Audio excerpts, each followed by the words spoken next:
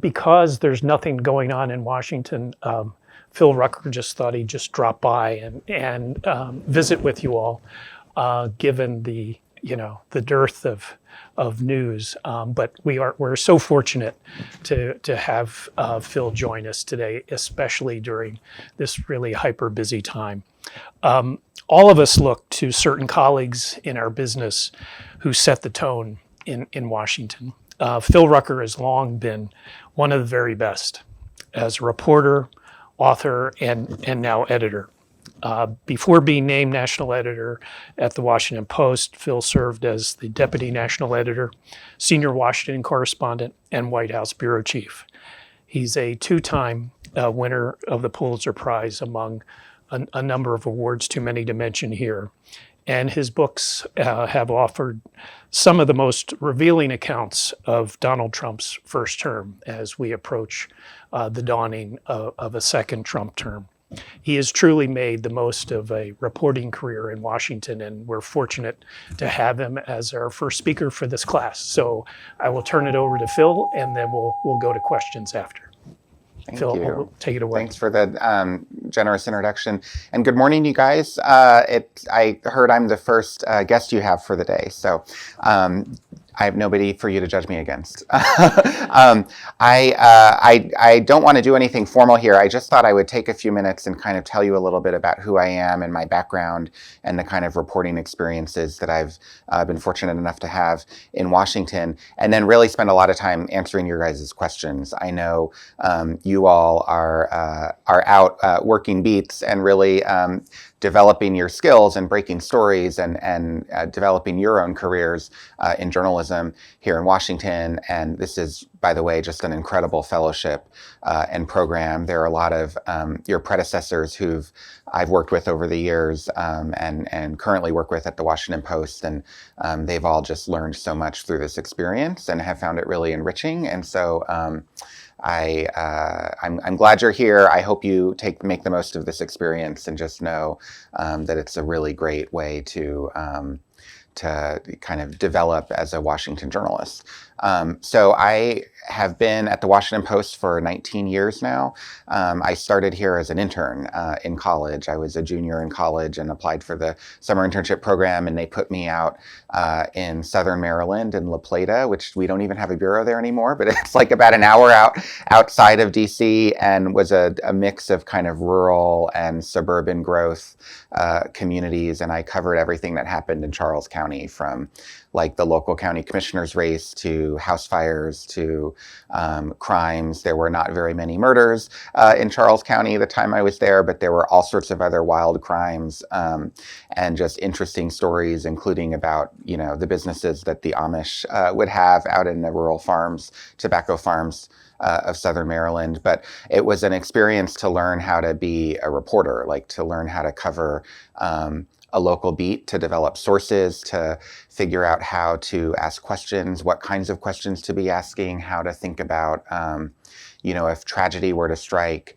how do you engage with somebody and knock on their door when they've been traumatized in some way? And how do you do that in a compassionate way where you have a mission, which is to try to find out the facts of what happened and, piece that together for the public, but you're also a human and a compassionate human, and you don't want to intrude, and you want to find a way to earn trust of somebody who's experiencing something really difficult. Like, those are all the kinds of reporting experiences that you can have on a local beat, and you can apply those skills to covering news in Washington. So you're dealing more here with officials, with people who work for the government, people who are very skilled and experienced in dealing with reporters who have pretty sophisticated strategies for how to shape communications and may have agendas with a lot of money behind those agendas. But they're still sources, they're still humans, they're still people who have information that you want to learn and that you need to learn, and that the public is counting on you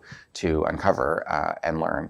So I've been doing political journalism for since 2008, so whatever that is, 14 years, 16 years, and have covered Congress, the White House, campaigns, presidential campaigns.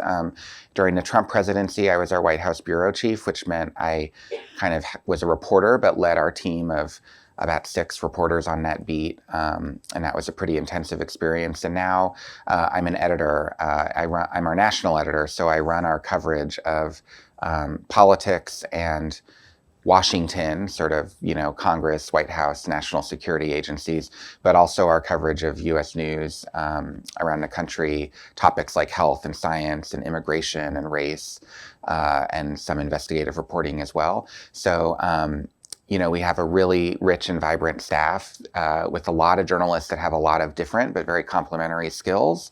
And it's my job to think about, where to position them on the team, what kinds of stories they could be running at, how to ensure that not only are they meeting our coverage needs as a news organization, but that they're also growing personally in their careers and, having these different beat experiences to develop their own repertoire and skills and portfolio of work. So I spend a lot of my time thinking about career development and really talent development, how to help reporters who have, different talents, like leverage those to do their best work, but also through doing that work, develop new talents and new skills and just become even bigger and better. So that's a part of what I do now. That's sort of just a little introduction about my background. I'm happy to answer any questions you guys have about reporting I've done, things I've done, or about the moment we're in now, both for the news media industry and for the political story in Washington. And I'm happy to also give any career advice you guys have. I feel like the best way to use this time is to answer some of your questions and hear what's on your mind and see how I can help. And before we go to your questions, I just wanted to ask you, before you ask the question, identify yourself and your organization so it can be picked up on the transcript that we're running for this. But I also wanted to ask Phil, and you touched on it in your remarks, but in our introductions earlier this morning, so many of our reporters here have talked about, what they want to get out of this program. And a lot of it was how to improve their sourcing in Washington. And I wonder if you could talk just a little bit more about your approach to developing networks of sources that can, not only provide exclusive information, but help you learn about the subject you're covering. Yeah, I'm glad so many of you raise that as something you want to develop through this program. That is probably the most essential ingredient to success as a reporter, especially in a place like Washington and on these government and political beats, but really in any beat that you're covering. You don't have a story if you don't have information, and you don't have information if you don't have sources of information who are sharing things with you. And it doesn't mean like a scoop, so-and-so is going to be named such and such position.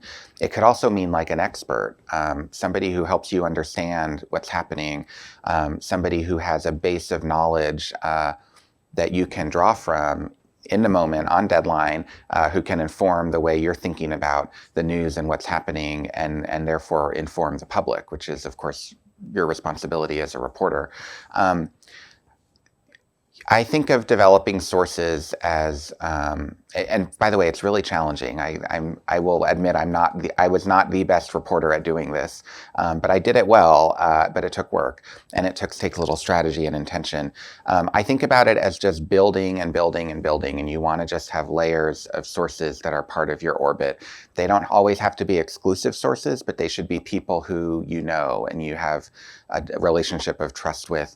I think the best way to build a relationship with a source is not in a crisis moment, but in a more kind of neutral moment. So, look for opportunities when you see somebody, let's say you're covering a federal agency and there's a new chief of staff who's arrived. That's maybe not somebody who ordinarily talks to reporters, but you know that person's in power, and that person has a lot of information all the time. And you make it your mission to try to develop a relationship with that person. So, over the course of time, reach out to that person, reach out to somebody who might know that person, try to arrange for a coffee or a dinner or a drink or a lunch or a phone call.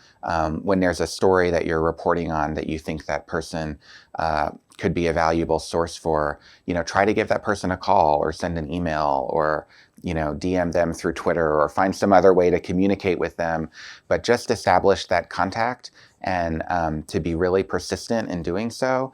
Like, just because somebody doesn't call you back the first time doesn't mean they're not going to call you back the fourth time. So you have to keep trying and trying and trying to where, they remember your names, and when you try them again, they're like, oh, that's Stephanie from from Bloomberg. I need to call Stephanie back, and that's how you build the trust and the relationship. And then the way you really build true trust in a sourcing relationship, I think, is through honesty and transparency and directness.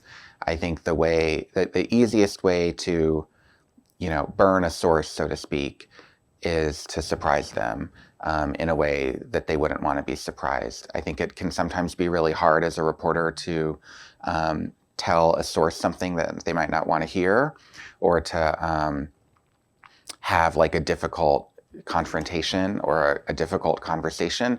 But I think it's really essential to do that in order to build a relationship of trust. And I think sources will respect you for being really forthright and direct and honest with them. So for example, if you're about to write a story about,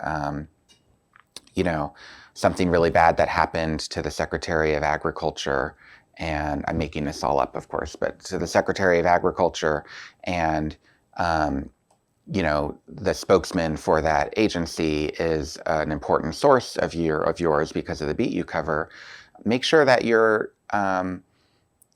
giving that source an opportunity to comment on every single thing that's going to be in that story, that you're kind of walking them through, not sharing the story with them, but walking them through the contours of what you plan to report.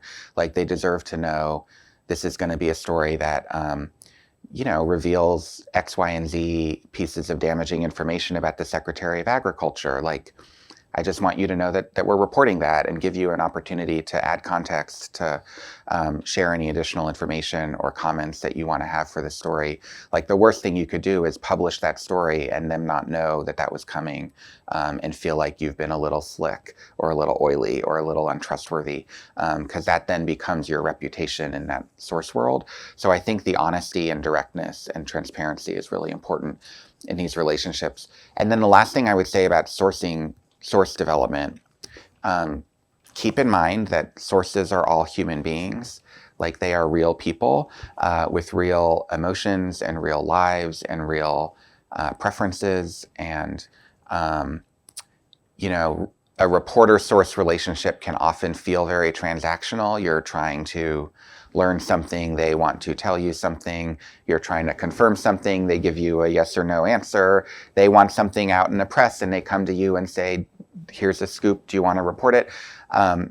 There's an aspect of these relationships like that, but I think the way you build really fruitful and lasting and trustworthy relationships is by treating a source like a human being. Like, take the time to get to know them, ask them questions about their careers themselves, understand why they do what they do, what is it that motivates, Jack Smith he's not going to be a source, but what is it that motivates like John Doe to be the, Deputy Secretary of Agriculture? Like, maybe he grew up on a cow farm. Maybe there's an interesting story there. Like, take 10 minutes and kind of understand that about his life, and just remember these are real people. And if you can forge like a person-to-person connection with them over a shared interest or over just a curiosity that you might have in their life, that can be really valuable, and it'll make the relationship feel much less transactional, and it'll position you to be a reporter who they might like think of when they want to go to a reporter for some information. Who's up? Is agriculture reporter Stephanie. I'm just kidding. But thank you so much, Philip. Yeah. Stephanie Lai with Bloomberg News. I'm curious, when you look back to coverage of Trump 1, what lessons are you carrying into the second administration, whether that be like, how we deal with his incendiary remarks or whatever? Yeah, it's a good question. I think, I could write like a treatise of lessons from the first Trump presidency. I mean, there are so many things that I think we in the media and I personally learned through that experience. And I think all of that is going to inform the way that news organizations and journalists cover the second Trump presidency. I'd say the the one kind of overarching thing that has stuck with me and that I'm thinking a lot about is, I think in the first term we spent a lot of energy as a news media press corps focused on what Trump was saying, like the outrage factor. And that's important. That was important and remains important. I mean, what the president of the United States says rhetorically is really important and shapes the world. And in some cases, he said things that were outright racist, derogatory, dismissive, et cetera. And there's a lot of news value in that. And like the public needs to know all of that. But I think we tended to treat all of his remarks with sort of a shock factor. And I don't think that really exists anymore. All of our readers lived through the first Trump presidency. They all know the kinds of things he says. They all know the kinds of outrages that he can stir up day after day, hour after hour. They all know about the kind of internal dramas that swirl around him in the West Wing. And those are all important things, but I think journalists in this presidency should be focusing more of their attention on what he's actually doing, like the actions, the executive orders that are being signed, the moves that all of these key agencies are going to be making, especially in the early days, but throughout the whole 4 years. The personnel matter a lot too. Like personnel, I think, is policy.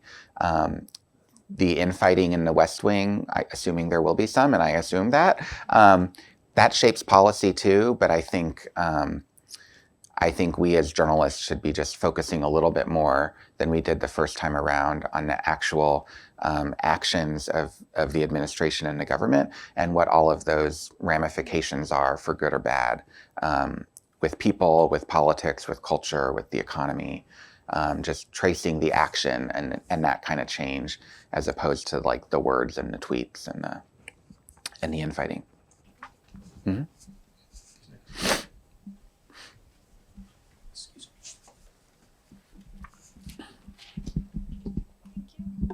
Hi, thank you for being here. Shawneen Miranda with States Newsroom.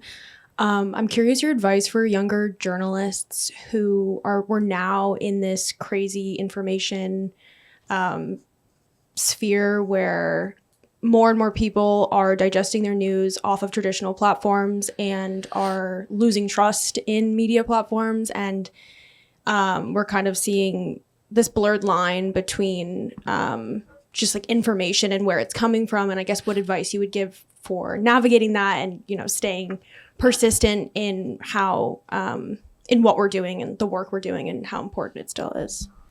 I think you've identified probably the single biggest challenge for the media at this moment, which is the spread of information and the struggle to determine fact from fiction. And people in the public are getting so much information from so many different sources with so little ability to understand what's real and what's not real and what's been adjusted or presented through some sort of partisan or other lens. And I think as reporters, the most important thing that we all can do here in Washington in covering these stories is apply appropriate skepticism to everything that you're hearing and seeing. Like, don't assume, a statement that you see flying around X is actually real. Don't assume that a report you see somewhere else is the full story. Ask questions, use your own minds to assess whether something sounds right. Trust your gut.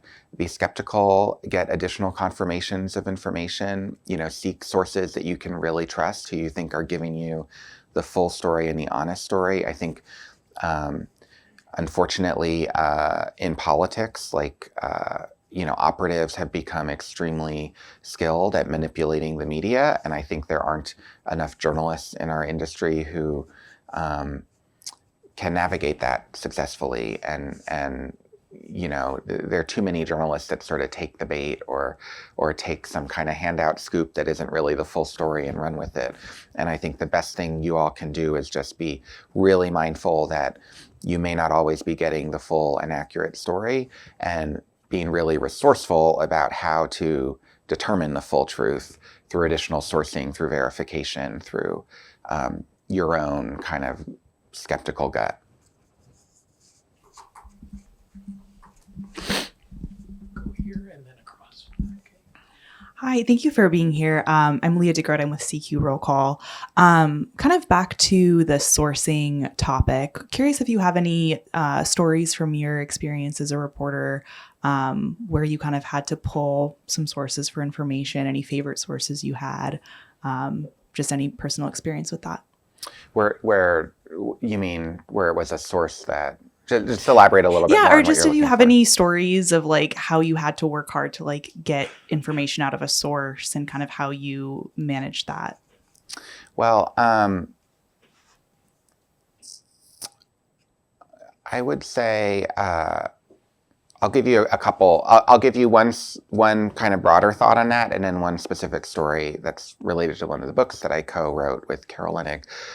The broader thought is, in the first Trump administration, there were, and this administration may be very similar, I don't know, but there were so many different factions of power within the White House who,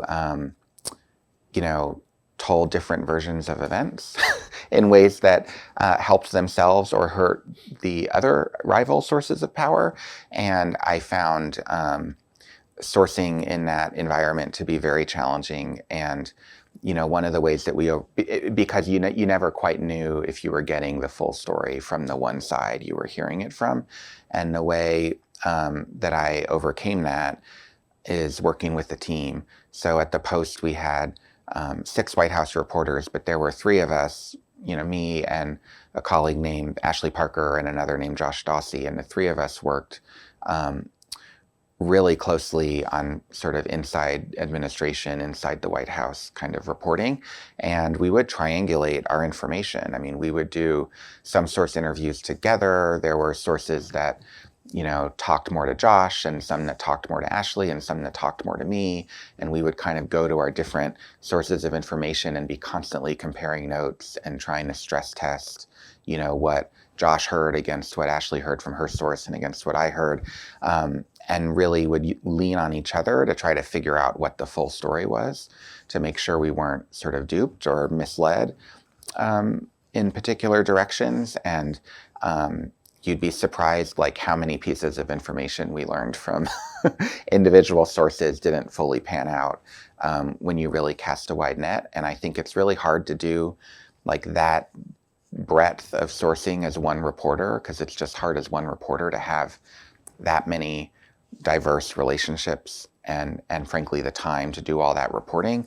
But it's why, if you're at a news organization that happens to have enough resources to build a team for coverage where you have beat partners, that can be incredibly valuable and is a really important way to help make sure that your story is the full story. And then I would say, I learned in co-writing these 2 books I did with Carol Leonnig that persistence can really pay off. We did 2 books that were similar. One was about the first 3 years of the presidency, and the second was about the final year of the presidency. But in terms of like structure and type of reporting, they were very similar. They were full kind of historic reconstructions of what happened in the administration and unpacking a lot of the decisions. And they were all, events that happened in public that we all knew about. But our goal for those books was to go back and do in-depth interviews with the principals who were, in the room at the table making these decisions, and have them reconstruct in a narrative form for us what exactly happened, what the dialogue was like, who was thinking what before decisions were made.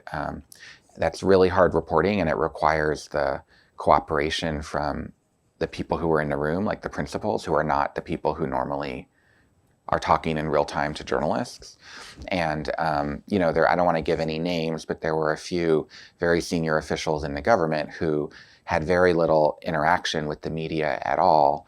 And Carol and I spent weeks and weeks trying to convince them to talk. We called, we sent emails, we went to their houses and put letters in their mailboxes. We called their people who we knew to be their friends. In one case, we called a college classmate, I believe.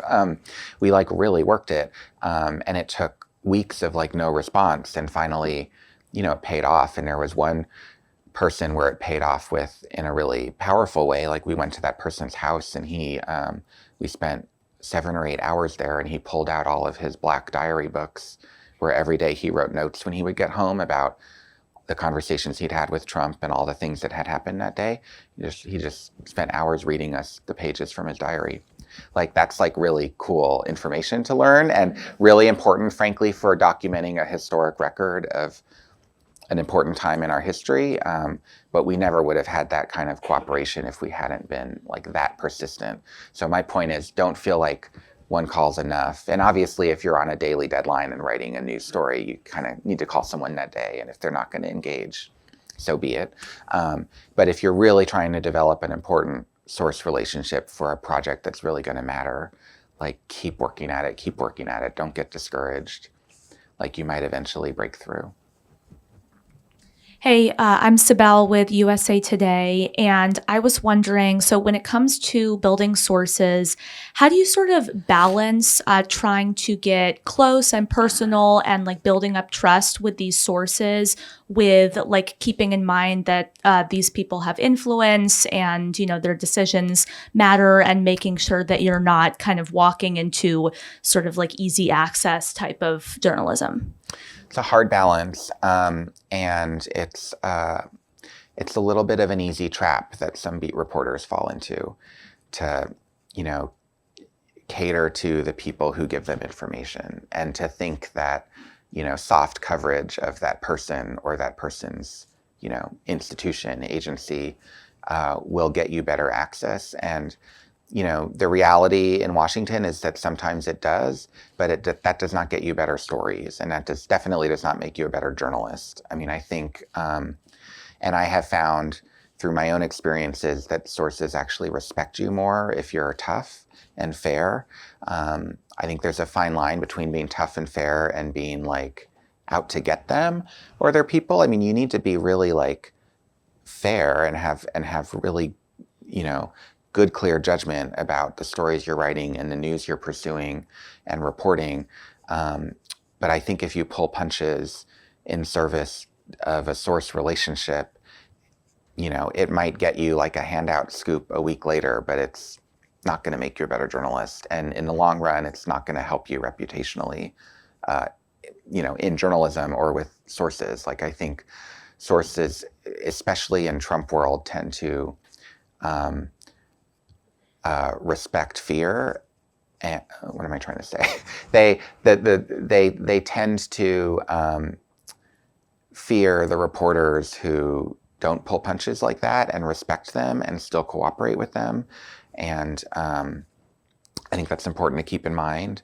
And I think I would just encourage you all, as you start to, especially early in your careers, and you're starting out on a beat and you're working with a source where there might be like an uncomfortable power dynamic, like you're a young reporter new on your beat and the source is like a senator or a House member or, the chairman of a committee or, the chief of staff of an agency. It can feel a little intimidating to be tough with that source, and it can feel a little bit like you need to kind of curry favor with them, and if they ask you to not report on something or take something out of a story, that you should do that as a favor and maybe it'll help you advance.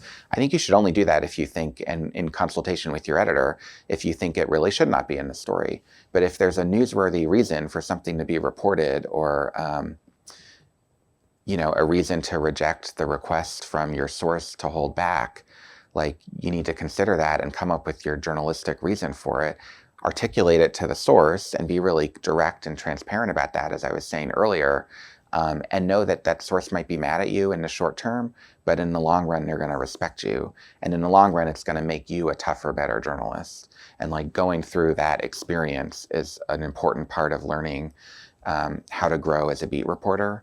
And I think the way you grow as a journalist on these beats is by having those sorts of tough encounters and figuring out how to navigate them. And it's one of the reasons why editors are so important. Like you don't have to make these decisions on your own as a reporter. You should be talking it through with your editor and saying, share everything with your editors. Talk about what the source told you, how they might have tried to intimidate you, what their request is of you.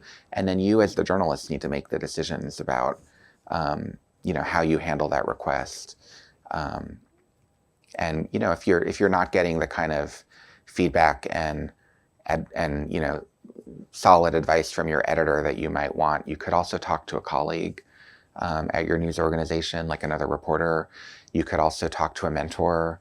You could also talk to each other. I mean, you guys, I hope through this fellowship will all become friends and have relationships of trust. And obviously you don't want to go to your direct beat competitor to tell them about your story, but I don't know, you could turn to each other over time and just get that advice. But the most important thing is that you're making a reasoned, editorial decision on your own, and that you're not letting the coziness of a source relationship color your views.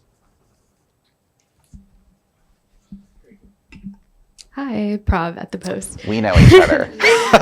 So I'm Hi, curious. Hi.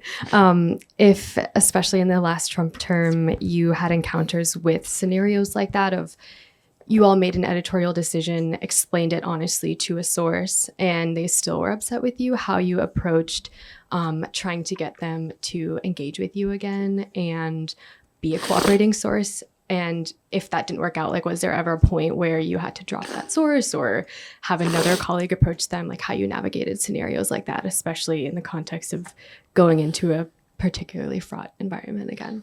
Yeah, I think it's hard for me to think of a specific example of that, so I don't want to try to do that, but I'll just talk about it generally.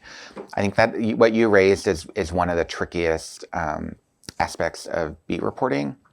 And I think the North Star for you as a reporter in navigating a situation like that should be open, honest communication with the source. And so what I mean by that is make sure you're listening to what their request is and that you're fully understanding their point of view and giving them a chance to be heard, and that you're considering it in a serious way.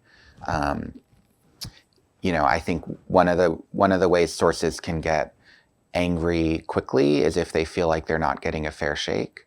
And you can give a source a fair shake simply by listening to them, making yourself available, getting on the phone with them, letting them talk through their concerns, let them make their best argument for why, and just as an example, why some scoopy piece of information they think should not be in the story for whatever reason. Let's say that's what the dispute is over. Let them be fully heard, hear them out, don't make a decision on the phone, say, I totally understand where you're coming from. I really appreciate you sharing your perspective in all of this context. I need to take this all under serious consideration. I'm going to talk to my editors about that, and we'll consider this thoroughly. And then go talk to your editor about it. Don't make a decision on your own on the phone. Talk it through, think through what you want to do. Let's say you decide it really is newsworthy and you want to keep that information in the story. Make sure you have a credible reason to do so, that you can defend that decision. And then call the source back and, calmly walk the source through the decision. And you can say, I really appreciated what you had to say. You raised really valid points. I talked about it with my editor. We still feel like this information is of the public interest. It's something the public needs to know, and it's been verified through my sourcing. And we're confident in this reporting, and we're going to move forward and include it in this story. I know you don't agree with that, but I just want you to know where we're coming from and what we're going to do. And then you say, if there's any additional information you think I should know for how to write about this, any additional context you want me to consider including in the story, please let me know. I'm trying to be fair with you, but I just want you to understand we're going to need to include this information in the story. And see how the source does it. If the source is a calm grown-up, they will respect that and maybe try to provide some more information that would help their case a little bit, that you can consider. There's always a chance that the source is going to erupt and call you names and use, 4-letter words and say, I'm never going to talk to you again, and threaten you and whatever. And the most important thing as the reporter is to stay really calm. And just because the source is, passions are high doesn't mean you should be reacting the same way. Like, you stay calm and measured and mature, and just say, I'm sorry you feel that way. I understand where you're coming from. This is this decision we're making. We think it's fair. I'm happy to explain it again, but we need to try to move forward here. And then let the story come out and give it a little bit of time. Like, I would just not bug that source later that day for like another story. I would just try to give them a little time to cool off. And then my suggestion would be, maybe after a few days, after a week, you can reach out to that source again and say, I know we didn't see eye to eye on that previous story, but I really respect you and I respect the relationship we have, and I would love to find a way to move forward and would really value your perspective and expertise on future stories, and maybe propose meeting up for coffee or something to try to clear the air. I mean, I think, but the core thing in all of that is open communication. Like, being really open at the beginning about listening to what the source has to say, being really direct and nuanced and clear about why you made the decision you made, and then when it's over, not just letting it sit out there unattended to, but you take the initiative to reach back out to the source and try to repair the relationship. And don't ignore what happened. Like, acknowledge that you disagreed on that story, but talk about finding a way to move forward. And not every source will react well to that, but that's, like, I think, the mature and professional way to handle a situation like that. And it's hard to do, because it's like open communication when you disagree with the source is really, it's hard to bring yourself to do that as a reporter, but I think it's essential to do. And over time, the source will trust you, or maybe not trust you, but respect you for being so open and direct. Thank you. Hi, thanks for being here. Skylar Woodhouse with Bloomberg News. I was just wondering if you have any advice and kind of can lay out maybe a little bit of, what your strategy is like when you're meeting a new source for the very first time. As reporters, we usually want something from this source and, want some information, but how do you just strike that balance when trying to initially start building that relationship with the source, and especially within the Trump administration, when it, can be maybe a little bit more difficult to break through? Yeah, I think the best way to initiate a relationship with a source is to figure out the right balance yourself between expertise and curiosity. Like, a source will respect you if they feel like you know what you're talking about, and that you are not, they want to talk to a reporter who's knowledgeable about the thing that they do, if that makes sense. So if you're a Congress reporter and you're trying to develop a relationship with a senator, don't come in acting like kind of a moron and you don't know anything about Congress and you don't know who they are or what district they're from or anything like. You want to show that you have credibility and substance and that you're an expert in what you do as a reporter, because that just increases your value to the source. As a source can, in Washington, there's so many journalists here who cover different beats. A source could talk to like 15 different reporters, and you don't want the source thinking like you're not worth spending time talking to, like you know something too. On the other hand, you need to approach a relationship where you're in listen mode. Like, it's really, like, it is literally our job as reporters to listen and to learn and to take information in. And so you don't want to, and by the way, most sources in Washington like to talk and think they are the world's greatest, smartest experts on everything they do, and they want an opportunity to show that to you. So you need to balance, like, in a initial conversation with the source, both establishing that you know what you're talking about and have some expertise, but also taking a step back and listening and letting them do most of the talking, both because you're trying to extract information from them, but also because, a senator doesn't want to like sit and listen to you talk. You know what I mean? They all have such egos, like, and by the way, this would be different if you were like, in a different kind of a reporting assignment, but in Washington, the people who are in politics and government all think the world of themselves, and they look at the mirror every morning and think they are the next president. And so they want to show you that. So I would say, like, you'll figure it out, like, as you have these kind of conversations, and you'll figure out your own kind of rhythms and what seems to work for you. But I would just really try to find a balance between listening to them and helping them understand that you are a reporter of substance who has expertise on the beat you cover. And part of that is doing a little bit of homework before the encounter. Like, if you're going to have a interview with a senator, like, you should spend some time learning who that senator is, what their background is, what committees they're on, what's their, like, pet issue that they're really pushing, what are the big needs of their district. Like, you want to be able to show in the conversation that you have made your own investment in building that relationship. And so a little bit of research can go a long way.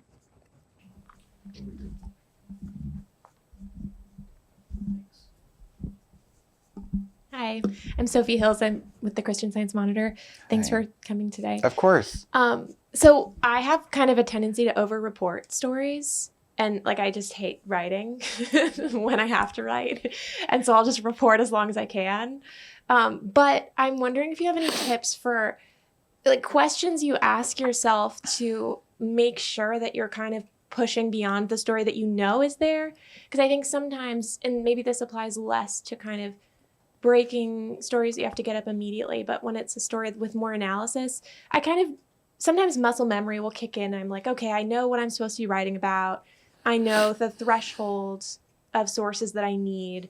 And then you kind of write the story, but I sometimes don't know what to ask myself to look for the story that I might not know is there, or the elements that I might not know are there. I don't know if that makes sense. No, that makes perfect sense. First of all, I will say over-reporting is a much better thing than under-reporting. So, but over-reporting can be a problem, right? Because you need to write your stories and move on to the next one. And I think you will establish over time as a reporter a little bit more of a gut sense of when you feel like you have the full story, and you can start to trust that. I think with more confidence in a beat, you'll develop that trust in yourself. So, one of the reasons I think reporters will tend to, like, keep reporting and not quite know when to, hang up the phone, so to speak, is because they can't quite trust that they have the full story yet. And the reality is, like, we never have the full story, right? I mean, you're not writing history books, you're writing news stories, which is the first draft, and there's always going to be a second draft and a third draft where more and more information comes out.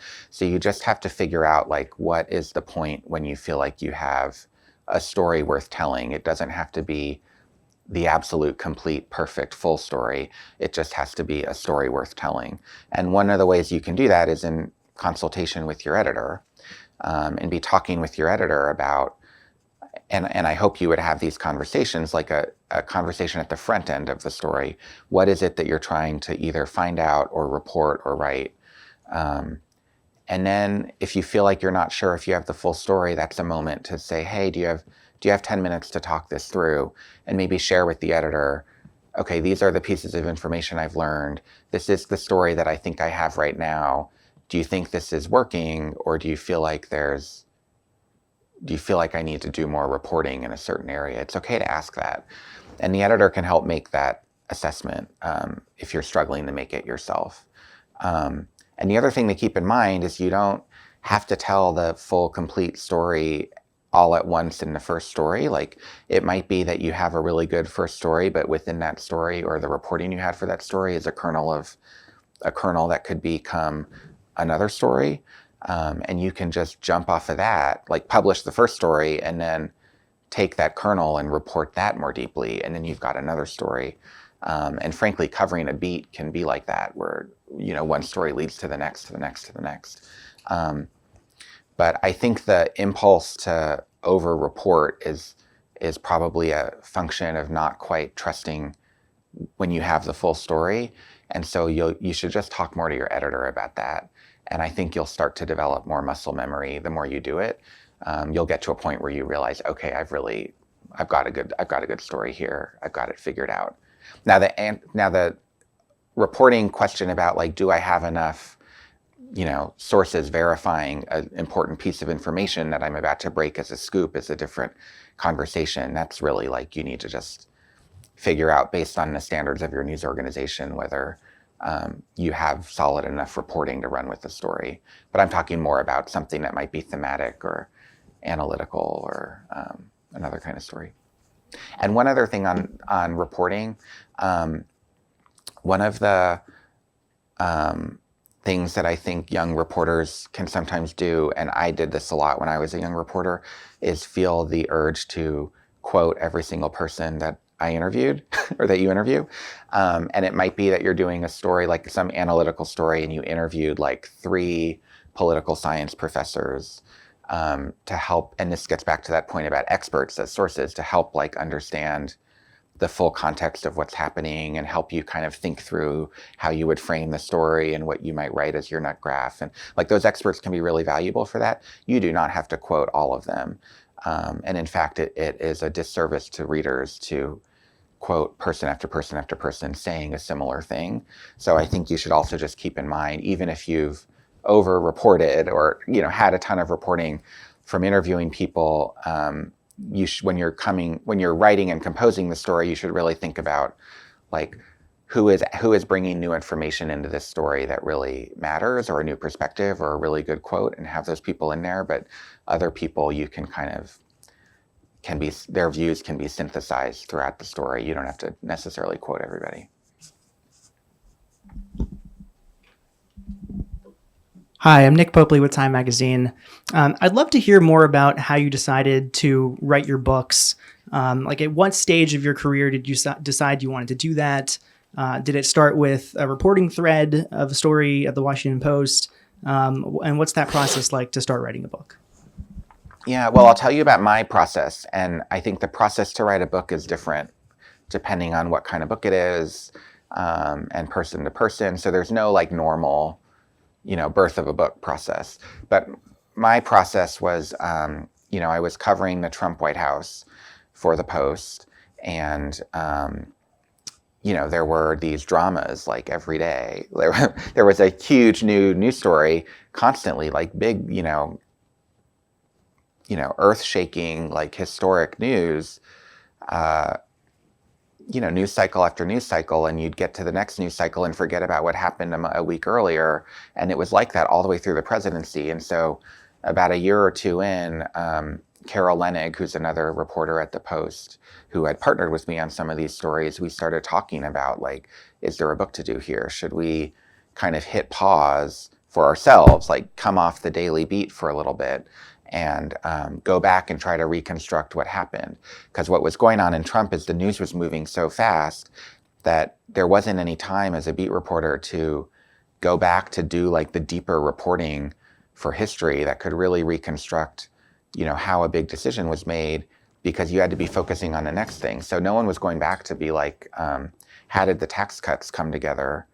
Because we were already focused on, I don't know what it was, like the Ukraine call or impeachment, or so that's how we came up with the book idea. It was a pretty, it wasn't some novel book. Like it was a pretty basic approach. Like we're going to reconstruct for history the presidency and what happened behind the scenes and how the president acted and thought and felt and what he was saying at all those junctures through history. And then we just took a book leave and pulled away. So we stopped doing the daily reporting for a few months to go back and do those in-depth interviews and write, the chapters reconstructing those key moments for the book. And then we did it again for the second book. So that was our process. It was pretty straightforward. In terms of when did I decide I wanted to do a book, like I'd always, in the back of my mind, thought it'd be really cool someday to do a book. Like I had that as a, career ambition, something I wanted to do at some point in my life. And it just sort of presented itself as an opportunity during the Trump presidency. But I didn't like set out to cover the White House and say, I'm going to cover this White House and I'm going to do a book and here's how I'm going to do it. And these things just happen a little bit more organically. But other people who write books, maybe it's a biography, maybe it's a book about a big story they were covering, maybe it's a book about a particular agency. A lot of those book ideas for reporters tend to come out of the reporting they're doing for their news organization, like whatever beat they're covering. So as you're covering, beats, you can always think in the back of your mind, is there a deeper story here? Is there a really full book-length narrative to try to do?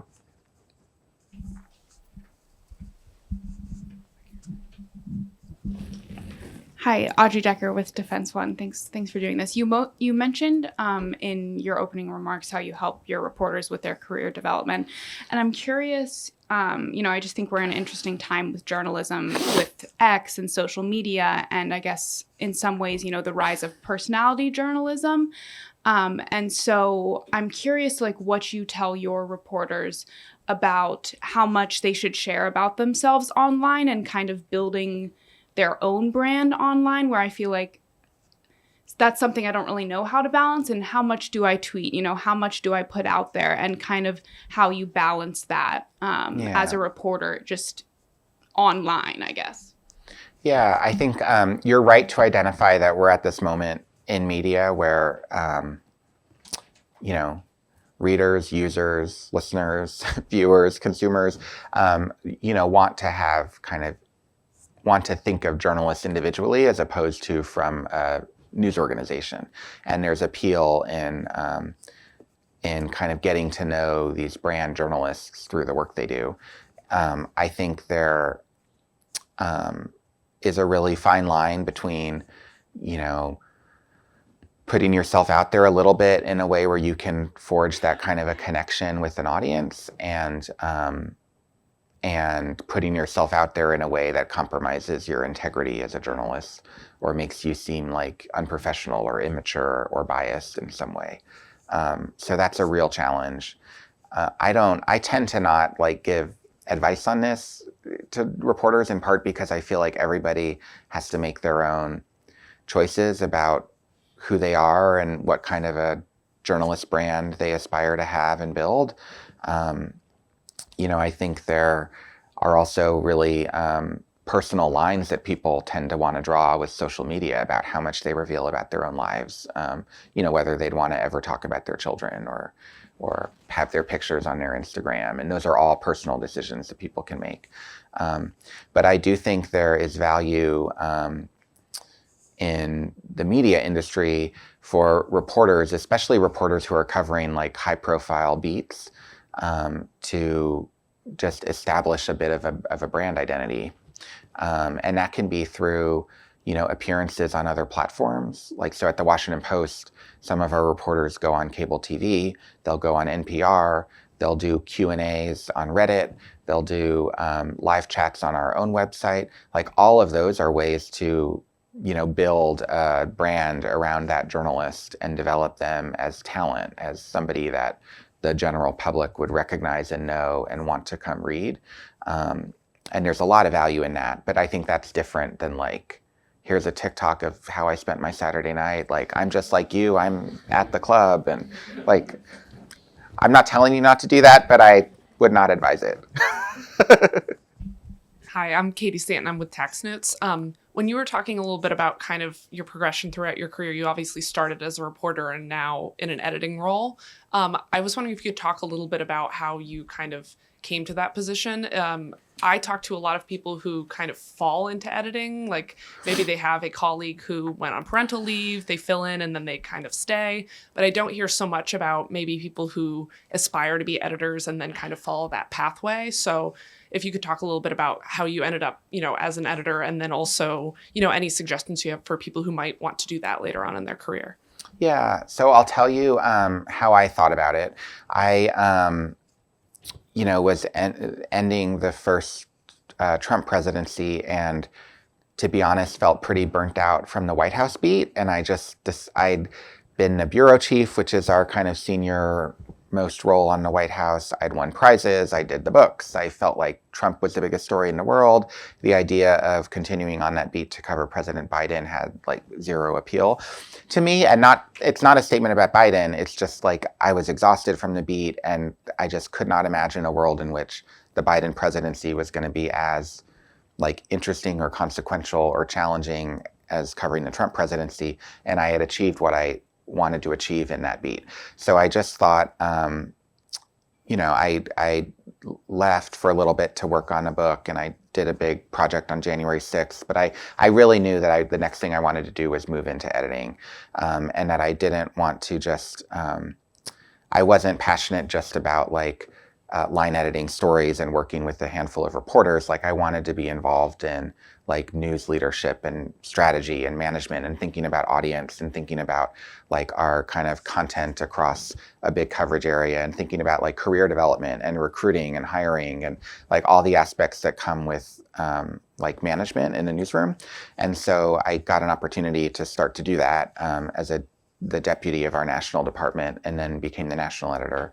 And I love it. And I like all those aspects of the job. I also do like editing stories, and there are 2 reporters that I've like personally edited, and love that relationship and love the chance to shape stories. But what I find motivates me to do this kind of journalism as opposed to reporting is you can just have such broader impact. Like as a reporter, I was in like almost full control of the impact I could have, but it was only on the stories I was writing and on the beat I was covering.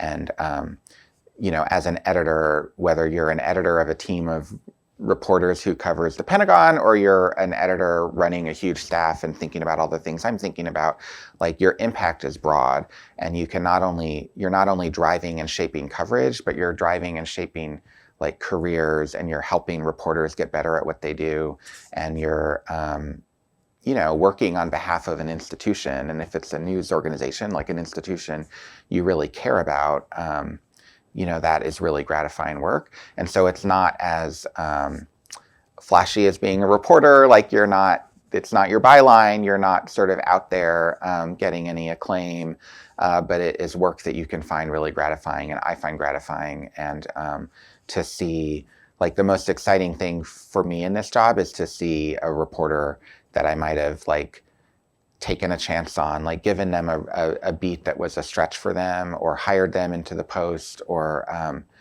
promoted them in some way, and to see them really like spread their wings and take off is very exciting. And to be a part of helping make that happen is really gratifying work. So you all are doing the right thing, which is learning how to be a reporter and actually being reporters and developing your beats. But if you ever think about editing at some point in your career, it really can be a special job.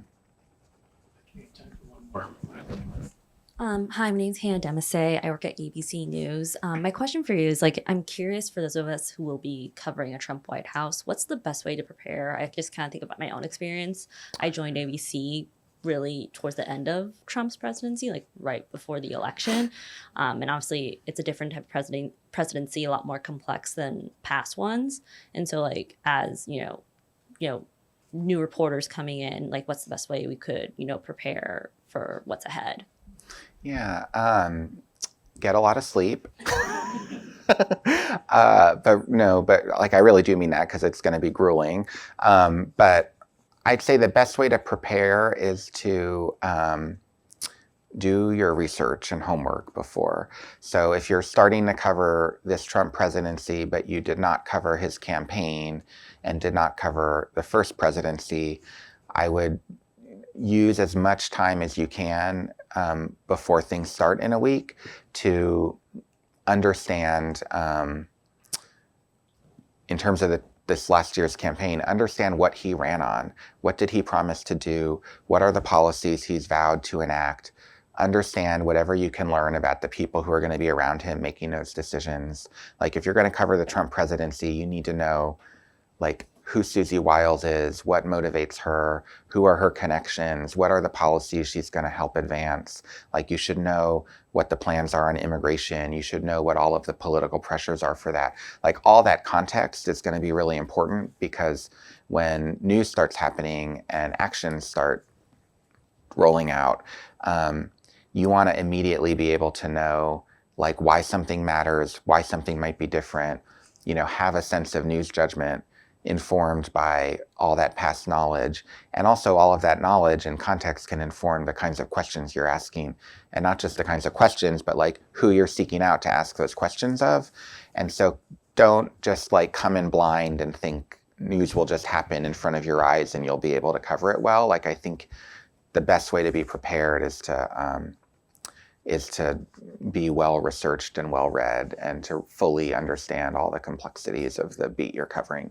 And that applies to any beat. Like, I'm talking about the Trump White House here, but if you're going to start to cover the IRS, for example, like, understand tax policy, understand the leadership struggles, understand the labor disputes that they've had, understand how auditing works, like understand the way Trump has talked about the IRS before and all the things that he intends to try to do for them. Same goes for any beat that you'd be covering. Like, the more knowledge you have at the start, the better. Well, as you can tell, we could go on for some time here, but I promise to respect your time, and we'll do that. I also want to let you know that Phil's book partner, Carol Lenig, is an alum of the Paul Miller Fellowship. Oh, I didn't know that. That's great. She was here last year talking to the 2024 class, and hopefully we'll have her back again. But we can't thank you enough for sharing this important information and helping these folks along who will be, I'm sure, pounding on your door at some time soon. Yeah. Well, good luck, you guys. This is a really exciting time to be like covering the beats you're covering, and take advantage of the time here, because this is a really terrific fellowship. Good luck. Thank you. Thanks.